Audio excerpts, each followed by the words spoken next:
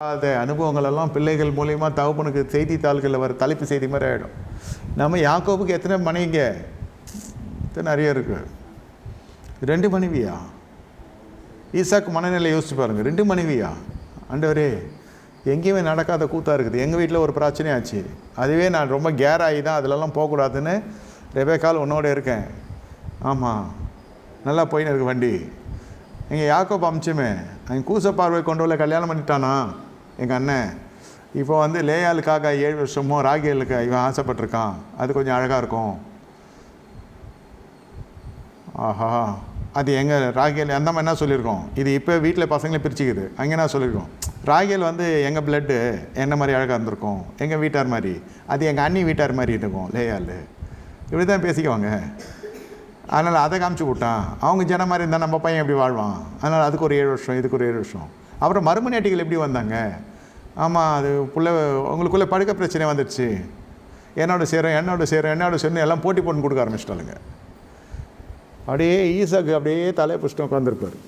என்னடா கேராக இருக்குது, எதுவே எனக்கு புரியவே இல்லை. என்னடா சொல்கிற, என்னடி சொல்கிற நீ?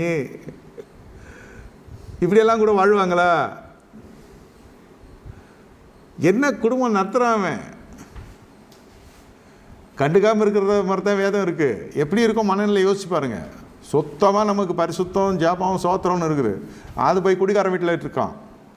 கொஞ்சம் கொஞ்சமாக நம்ம பையனுக்கு அந்த பழக்கமும் வந்துடுது. வரப்பவே அப்படியே ஒரு ரவுண்டில் வரான்னு வச்சுக்கோங்க. எப்படி இருக்கு எனக்கு? அந்த மாதிரி தான் இது. ஈசாக்குக்கு ஒரே மனைவி, யாக்கோபுக்கு எக்கச்சக்கமான மனைவி. 2 கல்யாணம் ஆனதே பெரிய தப்பு இல்லை. அது என்ன உங்கள் அண்ணன் இவ்வளோ ஃப்ராடாக இருக்கிறான்? இல்லை, எங்கள் அண்ணன் ரொம்ப நல்லவர்.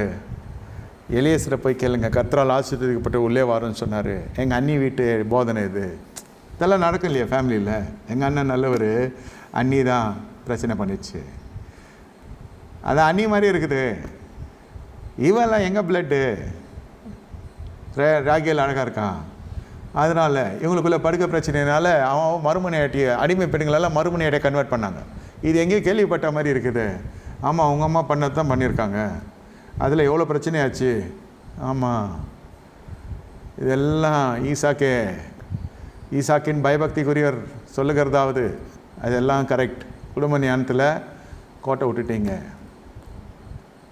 ஒன்று சேஷ்ட புத்திரபாகனா என்னானாவது பசங்க சொல்லியிருக்கணும்.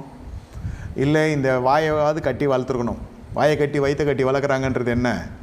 சேர்த்து வைக்கிறது இல்லை, வாயிலே சூடு வைக்கணும்னு வாங்க. ரொம்ப ருசிக்கு அடிமையாகக்கூடாதுன்னு.